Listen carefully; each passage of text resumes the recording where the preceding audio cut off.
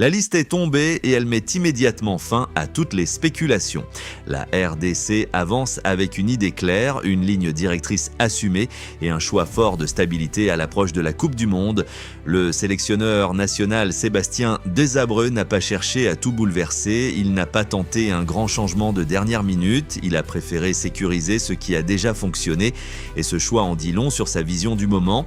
Plutôt que de transformer l'équipe en laboratoire de test, il a décidé de renforcer un groupe déjà construit, déjà cohérent et surtout déjà qualifié pour un événement historique puisque la RDC retrouve la Coupe du Monde après plusieurs décennies d'absence. Dès les premières observations, une chose est évidente, cette sélection n'est pas une surprise totale, c'est une continuité assumée, presque méthodique, où chaque poste semble avoir été pensé pour préserver les automatismes et éviter les déséquilibres. Dans les buts, la hiérarchie reste stable avec Lionel Mpasi, Timothy Fayulu et Mathieu Epolo, un trio qui incarne la continuité et la confiance dans un secteur où la stabilité est souvent plus importante que les expérimentations. En défense, la logique est encore plus visible, la colonne vertébrale est conservée avec Chancel Mbemba comme leader naturel, autour duquel gravitent des profils déjà intégrés au système comme Aaron Wan-Bissaka, Arthur Masuaku, Axel Tuanzebe et Joris Kayembe, sans oublier Rocky Bushiri dont la présence confirme que le staff privilégie la connaissance du groupe et la discipline collective malgré certaines interrogations physiques ou de forme. Ce choix défensif montre une chose simple, Desabreux préfère une ligne déjà rodée, capable de réagir ensemble plutôt que de multiplier les nouveaux profils à quelques mois d'une échéance aussi importante que la Coupe du Monde. Au milieu de terrain, la même philosophie se poursuit avec un groupe qui mélange expérience, endurance et compréhension tactique, notamment avec Noah Sadiki, Charles Piquel, Edo Kayembe, Galayel Moukao, Gaël Kakuta et Samuel Mutusami, un ensemble qui ne cherche pas forcément à impressionner par des nouveautés mais plutôt à garantir un équilibre dans le jeu, une maîtrise des transitions et une capacité à maintenir le bloc équipe compact dans les moments difficiles.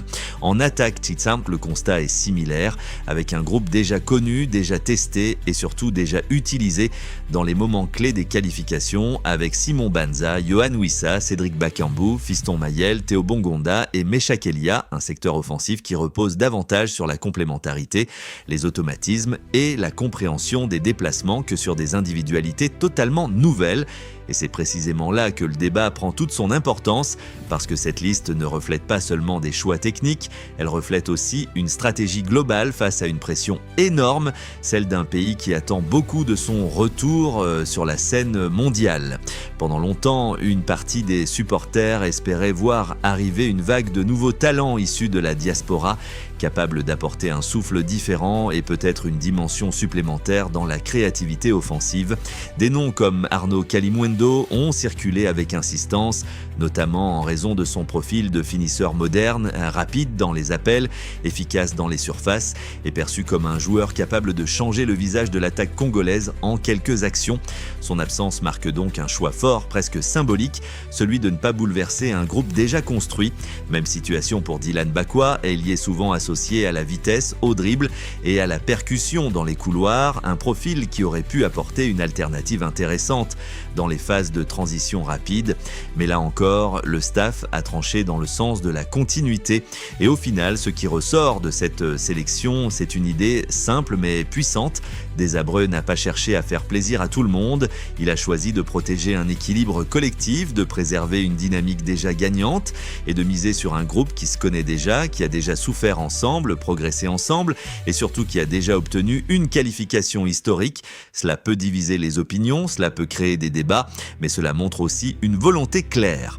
Arriver à la Coupe du Monde avec une équipe structurée, stable et mentalement prête à affronter le plus haut niveau, sans reconstruction de dernière minute. Le milieu de terrain est sans doute l'un des secteurs où cette liste fait le plus réagir.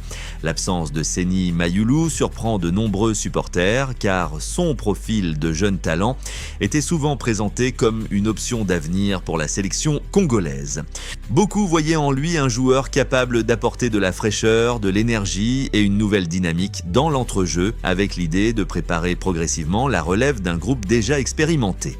Dans le même esprit, les absences de Anthony Milambo et Ezequiel Banzuzi alimentent aussi les discussions. Ces deux joueurs étaient régulièrement cités parmi les profils capables d'apporter plus d'intensité, de créativité et de projection vers l'avant, des qualités qui auraient pu enrichir les options du sélectionneur dans un secteur clé du jeu.